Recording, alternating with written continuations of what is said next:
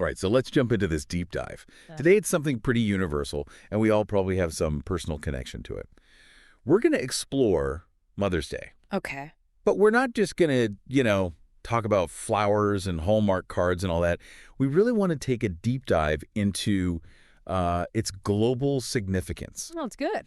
And because you're joining us from the UK, we're going to kind of pay particular attention to how things look there as we head towards 2025 based on what you've been reading and researching on this topic. Great. Our mission here, like with all of our deep dives, is to uncover the essence of this holiday. It's at the heart of it, and then explore all the different ways it's celebrated around the world, from like the personal to the global. Yeah. I think one of the things that really jumps out from all this research is just how universal that desire to honor mothers is. And, it's not just mothers, it's maternal figures more broadly. Yeah. There's something so fundamental about, wanting to show our gratitude for their love and sacrifice. All the things they do for us. Right. It's really recognizing those contributions. Yeah. Yeah. And you see it, like you said, globally. It's not just a Western thing. It's not just an American thing. Yeah. It cuts across cultures. You see it in so many different forms. Absolutely. And it's really incredible to see how that idea of honoring mothers, that thread kind of weaves its way through history. Yeah. Even, ancient civilization. Yeah. They had, their celebrations of mother goddesses, way back when. Yeah. And then when we jump forward to more recent times, that's when we start to see these distinct movements taking shape, really focusing on creating a specific day to honor mothers. Right. Now, one of the things I found really interesting in it, particularly because, as we said, you're in the UK, we're looking towards 2025 in the UK, is this idea of a tale of two traditions, I think is how one of the articles phrases it. Because in the US, we have this very strong narrative, focusing on Anna Jarvis in the early 20th century. Yeah, right. And her very, very dedicated efforts to get Mother's Day officially recognized, which, she was successful in 1914. Yeah, absolutely. And, I think most people probably know that story, but it's important to remember Julia Ward Howe as well. Oh, right, yeah. A little earlier than Anna Jarvis, she also called for a Mother's Day, but with a focus on peace. Right, Mother's Day for peace. Yeah, exactly. And it didn't quite take off in the same way, but it's still a really important part of the history of Mother's Day in America. Yeah. Definitely adds another layer to it. But, I think in the UK, it's a totally different story. Yeah. You've got this much older tradition with Mothering Sunday. Right. And that has a really interesting and maybe less widely known history. Yeah, I mean, the American narrative is very familiar to me, but Mothering Sunday is something that I don't know quite as much about. So I would love to kind of unpack those distinct roots. Yeah, so the origins of Mothering Sunday are very much in the church. Okay.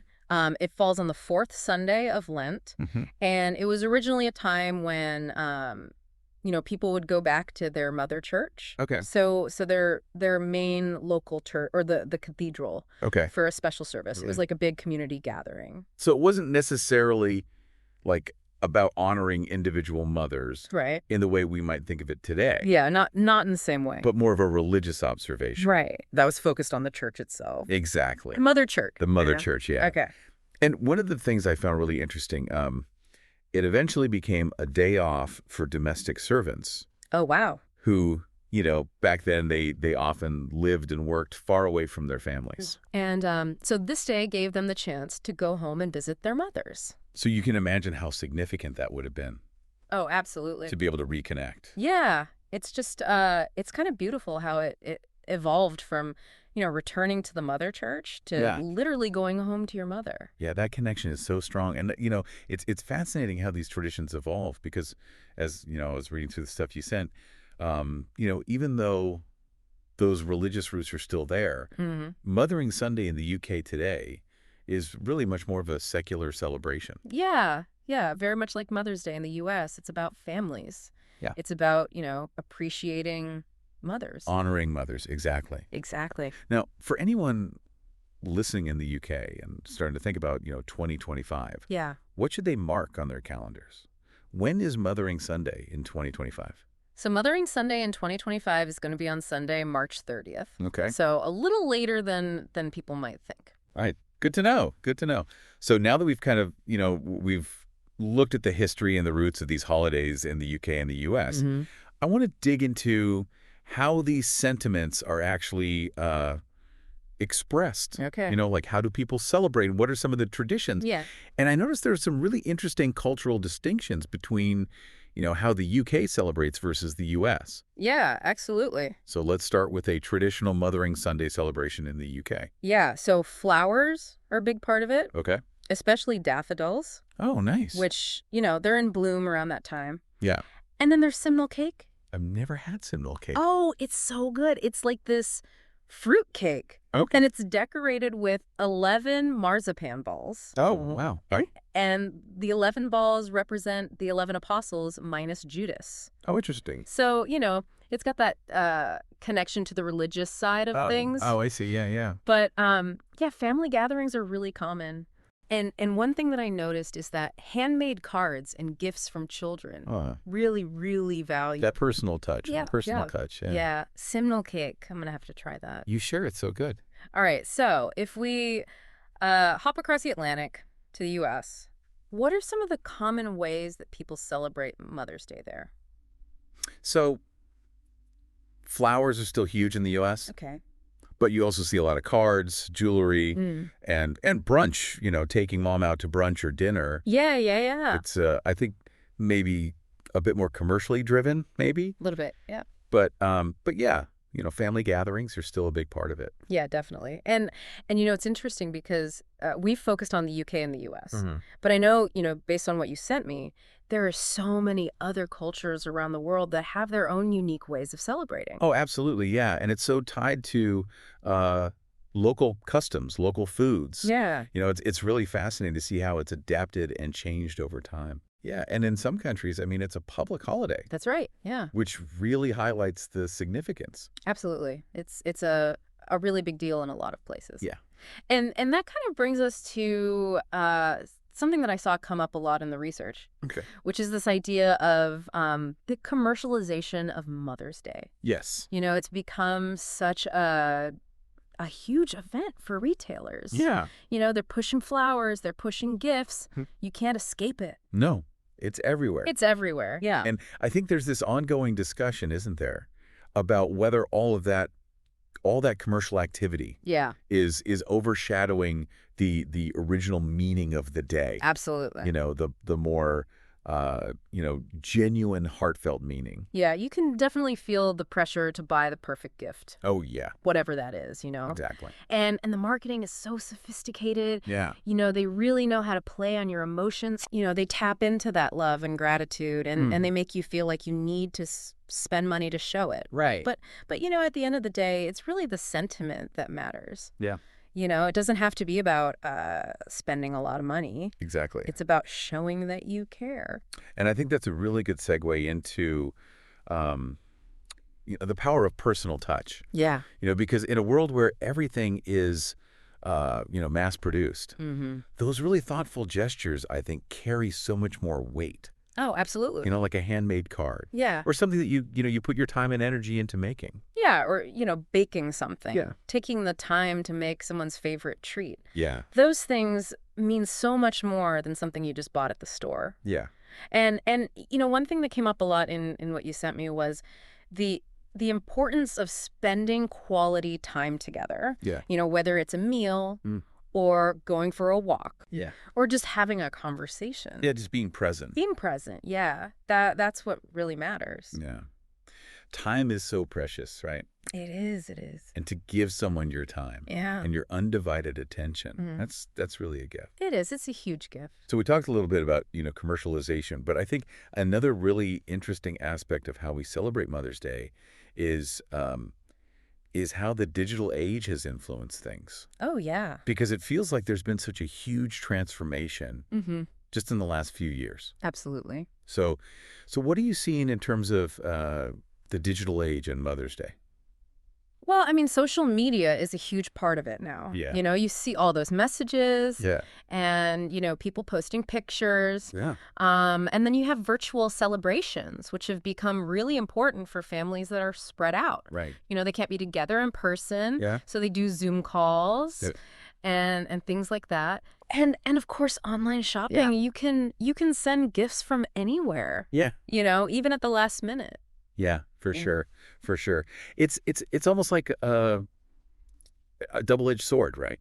It is. Because on the one hand, you have these incredible tools Yeah. that allow us to connect with people and express our feelings, Yeah. even when we can't be physically present. Right.